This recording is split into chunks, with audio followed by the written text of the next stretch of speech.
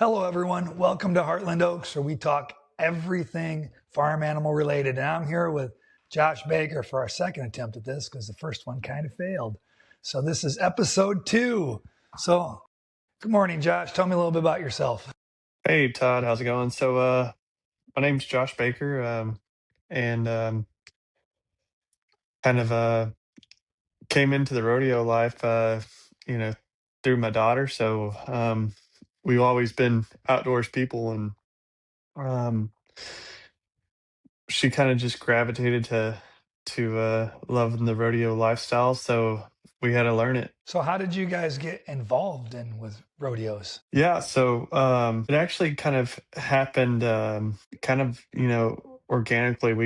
We went out to Colorado, and this was back in 2020, and during the pandemic times, and we rented a house out in the middle of nowhere, and kind of just playing out in the hills and stuff, and in the mountains of Colorado, and we got to go on one of the most amazing horseback rides that I've ever been on. We were riding through the mountains, and it wasn't just a normal what you think of like a trail ride where you're walking in, on a path, and you're kind of a mane to, or nose to tail kind of thing. It's, they let us go and kind of explore. And at that point, my daughter was hooked, I think.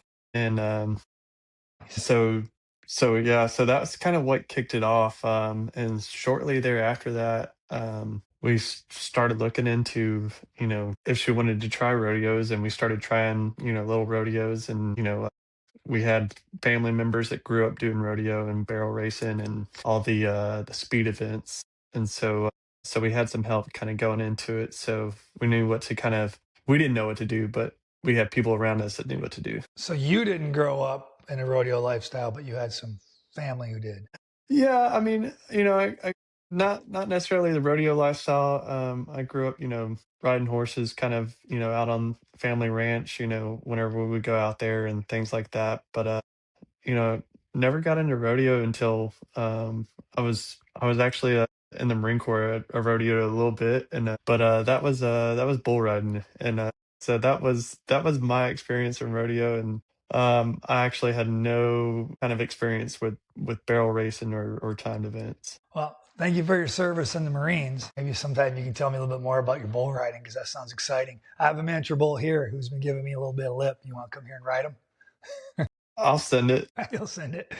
Yeah, he's getting to be a handful. So the rodeo lifestyle was more for your daughter.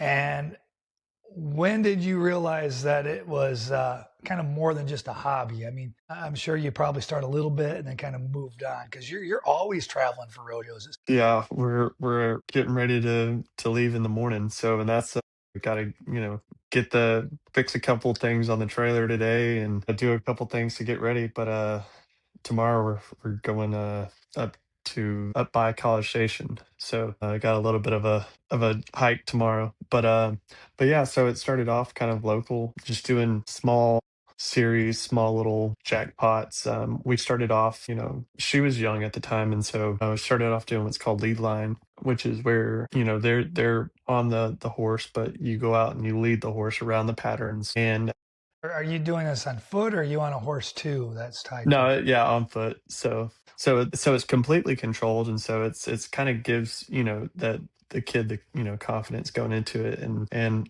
lets them just kind of feel everything and kind of experience it before really getting, going into it. So How old was your daughter when this started?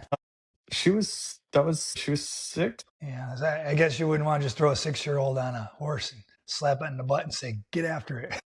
No, she definitely would have though.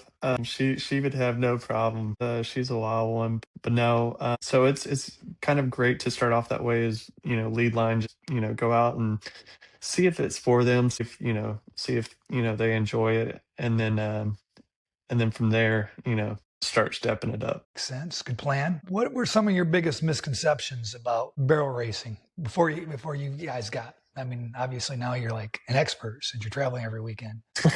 I'm not. When you first I'll started. never. I've realized that I'll never be an expert. It's it's kind of one of those things that you, I was thinking it's a John Michael Montgomery song. It's like, life's a dance, you learn as you go. Yeah. And it's like, man, you're learning something new every time you go out. And even on my side, it's like I said, one of the funny things that, I kind of always brought up is, um, I wanted to be a cowboy my whole life, and never, never really made it to the cowboy stage, but now I get to be a ranch hand, and so that's kind of the biggest misconception. So they actually got me this hat for me after I made that post, because I was like, I'm at the rodeos and I'm standing around holding reins, holding everything, and I look like, got stuff piled all over on top of me, and I feel like I'm always fixing something or running horses around to vets or stuff like that. But so that's one of the I think biggest misconceptions is all the stuff that goes into it behind. Yeah, the extra stuff, the not so glamorous stuff that you have to do first. Yeah, it's the 17 seconds is the easy part. It's everything else outside of that 17 seconds. Makes sense. Lots of time involved. So obviously you didn't have horses first. You did the trail ride. So how did you Yeah, go about finding your first barrel racing horse? I mean, it's not just like some random horse off the street, right? right. So we started off borrowing a horse from family members. So realized not everybody has family members that have horses or anything like that, but there are definitely places that you can get training horses, or even have horses that you're just trying out. I think even our trainer, they'll if you find a good trainer, they could probably find you a horse to kind of set you up and try you out on and see if you like everything. So there is that option. But yeah, so it's kind of, just trying it out first. And then once you say, hey, this is going to stick, then getting into a good starter horse, and then moving up from there. It's, you don't go out and get the fire breathing dragon at first. You start off slow, and then you work your way up. I guess that makes sense. Probably true with most hobbies. You just don't jump in there with the world champ and see what you can do. So did you know what you were looking for? Did you some advice? Did you ask? Did you meet the trainer first? How did you decide to do the Um, horse thing? yeah. So on ours, my wife had her cousin, grew up barrel racing, did it through college and stuff like that. So we kind of Guidance. had, yeah, we had, I definitely think that that's needed, but it's just, finding somebody that kind of knows the ropes. The rodeo communities, I feel like, is, very helpful, and everybody, wants to help people. I feel like, it's definitely a different kind of community, and everybody kind of looks out for each other. There's always that help out there if you're open to accepting it. Perfect. So tell me then, since you're traveling tomorrow, and it seems like every week I see you traveling someplace. What's it really like traveling to these rodeos? It's it's a different experience than doing rodeos that are 10 minutes away from your house. You have to be prepared for anything. Kind of whenever you go, um to that 3 hours away, you gotta have everything on you. You gotta have some water, you gotta have hay, you gotta have feed, anything for your trailers. Inevitably things gonna break on your trailer eventually, and so you got to be prepared for anything that could break, because most of the time if you're breaking, it's out in the middle of nowhere. And Yeah. so you got to do it. You're not calling someone else to come do it. You got to have everything and be prepared. So that's the biggest thing. It's just is the preparedness. And I think doing those smaller rodeos kind of helps you prepare. And Are you then, there for, are they like 1 day events, 2 day events, like a whole weekend? yeah, so it just depends on the series. And some of them, we have, most of them are just 1 day events. right now. Once you kind of move up to junior high rodeos, things like that, they turn into 2-day events. And then, finals for, one of the series that we're in right now is about a week long, that's kind of what we've actually never done the series before. But, everybody goes out to the rodeo for a week, and you're just Wow. basically out there camping. And it's kind of a cool experience because your kids are with like-minded kids, and they've done all these rodeo events together, so they kind of become friends throughout the series. And then they get to, at the end event, the finals, they all get to kind of camp out together for a week. And so that one's a pretty cool event that we look forward to, that we haven't done yet, but we're looking forward to it. Even my wife and I. It's just Awesome. it's yeah. Well, what do you think your most memorable rodeo experience has been? I mean, you're telling me stories about your daughter doing well. Share some of that. Yeah. So I think for me, and I would probably even say I think for my daughter it just changed recently, but for me it was definitely that the first time that she won her first two buckles and a saddle. And I could see at that moment that everything kind of changed for her, and she was hooked. She caught the bug, and she was like, she wanted more of it. I think that was 3 years ago now. And so was her first two buckles in saddle, and now I think she's up to four saddles that she's won, and I think she's up to like 15 buckles. And so for as a dad, that's one of the things that I really kind of enjoyed. But for her, I think it just recently changed. She just we just found out that she qualified for the Houston rodeo, and Ooh. she Houston once rodeo is big time for people who don't know. That's giant. I mean, and as a kid growing up, I mean, it's the biggest indoor rodeo, in the United States.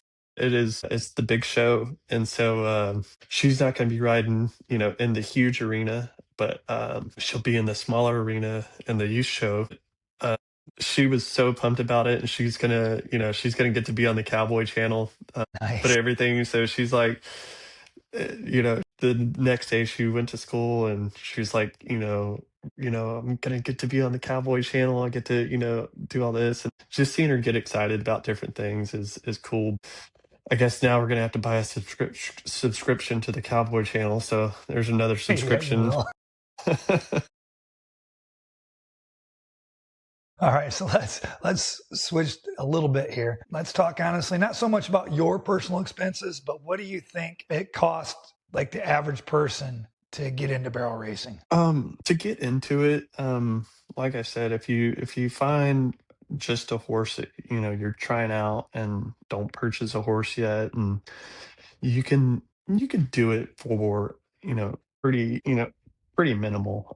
It's just once you kind of commit to the bit, that's whenever it starts adding on. But you know, signing up for a small jackpot rodeo is, gonna be maybe a couple $100. And you don't have to go, even if you're older than lead line. I think they do lead line up to 6 or I was 6 or 7 years old. But I've already, like, every time I say 6 or 7, I'm like, it gets me.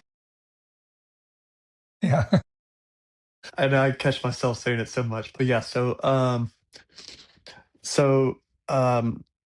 but you don't even have to, if you're just trying it out, just go out and have fun, and see if you enjoy it, see if you enjoy the culture, see if you enjoy the lifestyle. And then, once you realize that, hey, I really want to do this, get a good starter horse for, you get a good starter horse for under 5,000. And I could recommend, getting an older horse. And you're not looking for speed there, you're looking to learn everything. Now once you do that, then you're gonna have to get a trailer. You're gonna have to, our first trailer was a small, bumper pull.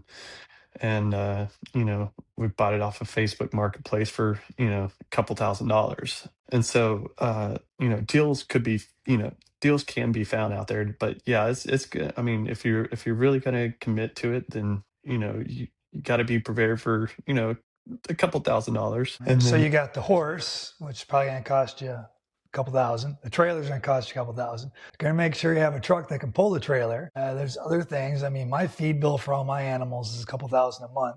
That's a lot of animals, but you got to feed your horse. What else besides feed? vet bills are one barrier. Yeah. So the biggest thing is you can find a farrier out there that's gonna put cheap $40 shoes on your horse, and but I our farrier, he's an old school farrier. I think his back is like fused like permanently just from like bending over, and I'm like he's been bending over so long that it's like permanently fused. But farriers are worth their weight in gold, is something that I've learned, and I would much rather pay a lot more for a farrier knowing that my horse's feet are going to be good than just getting by and um constantly having to deal with feet issues, because that's one of the biggest things whenever it comes to horses is having good feet. Now, my horses, we don't run them much. I'm just training my horses. So I don't have shoes on mine. And my farrier comes every 6 weeks. Is it still like a 6 week time? We do The 6 weeks, but Yeah, I haven't dealt with the shoes yet. So oh yeah, it gets up there. I mean, we yeah, every 6 weeks I'm like, oh, here it comes again. yeah, But like I said, that's one of those things. And our farrier, I could almost call him like a vet, and because I mean we've dealt with the abscess recently, and we brought our horse to the vet just to kind of make sure everything was good. Our farrier was the one that was kind of really guiding us through kind of on the day to day and telling us kind of what to do. And I mean they're almost like I mean they are almost like a specialty doctor. I mean it's like yeah, they're a podiatrist. I mean they know everything about the feet. They're constantly there, and so having that resource to kind of rely on is extremely helpful, because once you're dealing with an abscess, you gotta, you're dealing with a whole different kind of aspect of it, and just making sure that your horse gets back to health is yeah. important. I had a horse with an abscess 2 years ago, and we had all that rain. I think that had something to do with all the moisture. Mm. And I called my farrier, and it just so happened he was on vacation. But he was great. He found me someone and got them there within a day or two to take care of my horse. Then I had a donkey once with an abscess. So yeah, I've had to deal with those. How much time do you think you and your daughter spend working with your horses? Because a horse is an athlete, right? You have to train Yeah. it. It's like you're just going to go run the mile without ever running. So she's got two main horses that she runs for kind of speed events, and they train. They go out and train at our training arena at least 3 nights a week, and those are 2-hour sessions each night. Those and that's at a minimum. Typically it's there's some weeks that they do four. Right now that she's pumped for getting ready for the rodeo, she's wanting to put in the hours, and she's wanting to put in the time, and so she's going a little bit harder right now. But yes, whenever you're first starting out, you don't have to put in just learning the ropes. You don't have to go as hard, but once you kind of get to that point where you really want to do it and it becomes an addiction almost, you put in a lot of hours, and it's too our arena that we practice at, our trainer, they're about 45 minutes away. So it's a 45-minute drive there, 2 hours there, 45-minute drive home. So Plus it's loading and unloading, and yeah. and then you get home and you have to feed and all this stuff, and so it definitely adds up, and it definitely becomes a big part of your life. That's just making me feel like a bad horse owner because I'm so busy. I don't spend enough time with my horses, and you're setting like almost a steady work week with your horses. Wow. We do. So how do you balance all that time? Because I Yeah. mean, you work. Does your wife work? Oh, And yeah. then So yeah, my wife, my wife's a business owner. We work, we got 2 other kids that are in 2 different sports. We Holy tried to, smokes. yeah, we tried to get them into rodeo, and it'd be a lot easier if they all just stuck to one sport. But, kinda that's one of those things is kids aren't gonna, they're not gonna necessarily pick what's easiest, and so we're not gonna force them into it either. So we have to split our time between other kids and everything. A lot of the times, me and my wife are dividing and conquering throughout the week. The But life of a parent. but yeah, but yeah. So it it's a lot, just kind of splitting everything up. But it's just one of those things that you learn how to do. And as a parent, you kind of want to develop that and give your kid all you got to. So, Yeah, yeah. You always want what's best for your kids. All right, so let's focus now on the horse a little bit. What makes a good barrel horse? I know you've gone through a couple different stages of yeah. your daughter. So, Yeah, I think the biggest thing is just is that connection. What we did at first was we got an older horse. He used to be a roping horse, and he was, I think he was 20-ish whenever we got him, and he was a great starter horse, and he was just knew what to do, did what his job was. Who wasn't fast at it, who wasn't didn't go crazy at it or anything, but he just got out and he responded to commands. I think that's that he can click with anybody, and so if anybody gets on him, he's a great horse, and he knows what you're telling him. And so I think that that's important. And then once you start as a rider, you start developing your attributes. You're able to take on harder horses. And so after that, we found a horse that was great for another girl that did all through junior high. She did junior high rodeos, and she was moving up to another horse that was going to be great for her for high school rodeos. And so we were able to get our next horse that knew their job and was great for that kind of middle school kind of time frame. And they're kind of, once you start moving up that, you start getting quirks and things like that and different personalities, but your horsemanship kind of grows as you move up and progress. And so those are the kind of, it's all building blocks. You don't go on and get on the fire breathing dragon at first, but I think that's eventually people that really kind of commit to it, they want that fire breathing dragon at the end. yeah. So what you're saying is I shouldn't have bought two very young horses that were unbroken, untrained for my first horses. Yeah, I mean, everybody's got their own story, and it's one of those things that you're in it now, so you got. Yeah, But figure it out. yeah, that's the one thing that I've learned is hey, you just got to figure it out. For what you're saying, it takes a lot of years for a finished horse. And then there's different categories of horses. So Oh, I yeah, have a lot of time and put it in and front of me. and even once we switch horses and we're like, we tried out our second horse.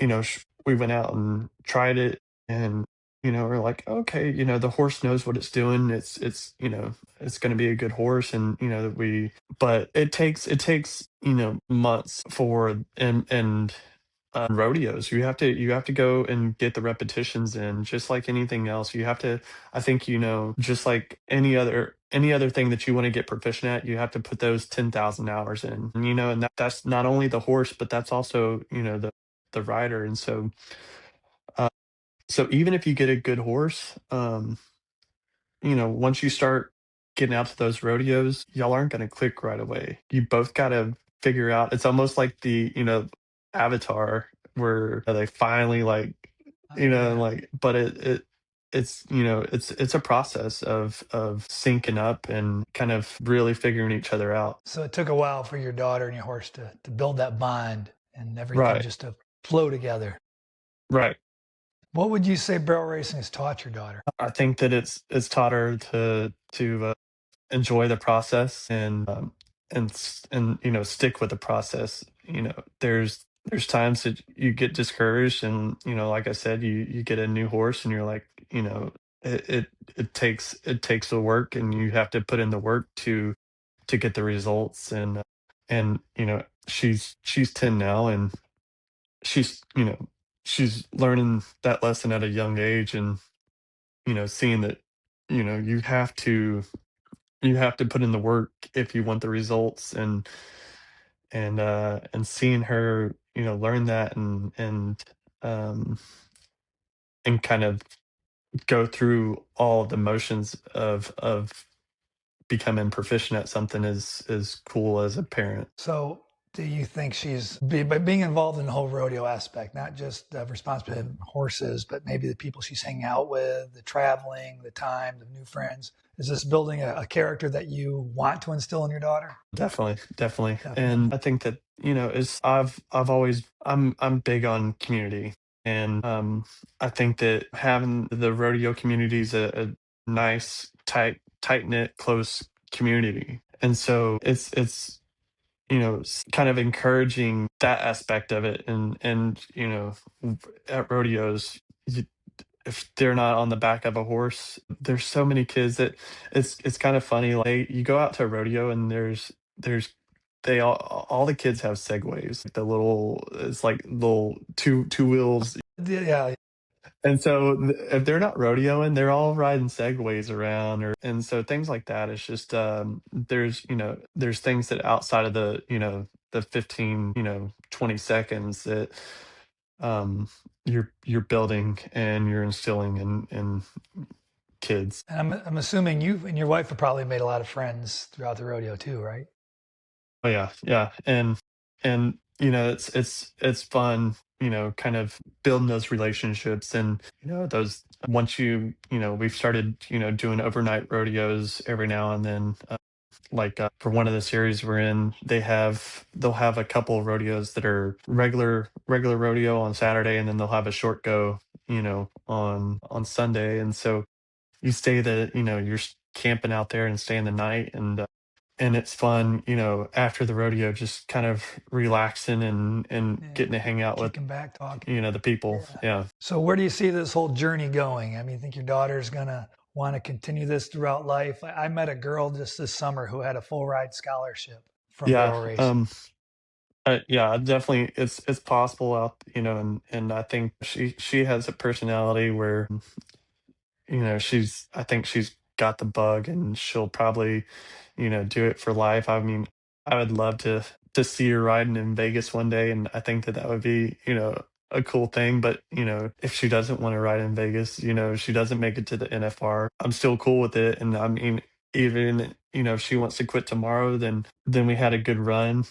And I think there's still good things that we learn. But if she wants to go for it, then we'll put everything that we have behind it. And I think that's just if you see those things, and you either you just put everything into it, and let them kind of run their journey. So at the end of the day, when you look at all this time, all the money, all the stress, all the travel, worth it? Money and time is a difficult one. It definitely takes up a lot of things, but I mean, definitely it's worth it. And I wouldn't trade it for anything. It's fun, and we get to do a lot of cool things. Even one of the rodeos that we got coming up is in Gonzales. And so where the rodeo grounds are is actually where it's pretty much right at the battlegrounds of the Battle of Gonzales. And so there's just, I mean, cool little aspects of it that you get to experience, and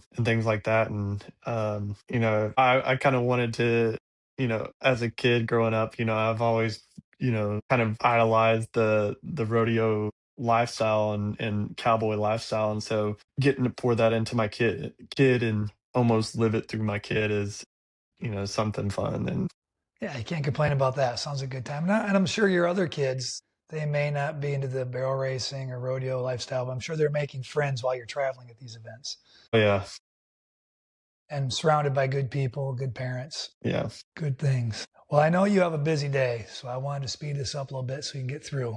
And I appreciate you giving me a second chance since the first time things didn't go so yeah, well. yeah. Glad we got it. Anything you want to shout out? So, I mentioned our horse trainer earlier. I think, getting a good horse trainer is essential to the process. And our horse trainer, rocking our horses, they're just south of Houston. They do a little bit of everything. Not only do they do barrel racing and poles, they do goat tying. They work on cutting horses. They working on ranching aspects. And so if you want to get into you know the lifestyle, I think it's important to find a good trainer, and we stand behind our trainer, and so I definitely would enjoy kind of promoting them, and I think that's even if you don't find go with them, find a good trainer and find a trainer that's going to celebrate your wins with you. That's some good sound advice. Well, Josh, I want to thank you once again. I took some time out of your busy day. Thanks for doing that. Yeah, Todd. So long. All right, Todd. I'll see you later. All right. Bye-bye, sir. Bye. Hartland Oaks signing out. See you next time.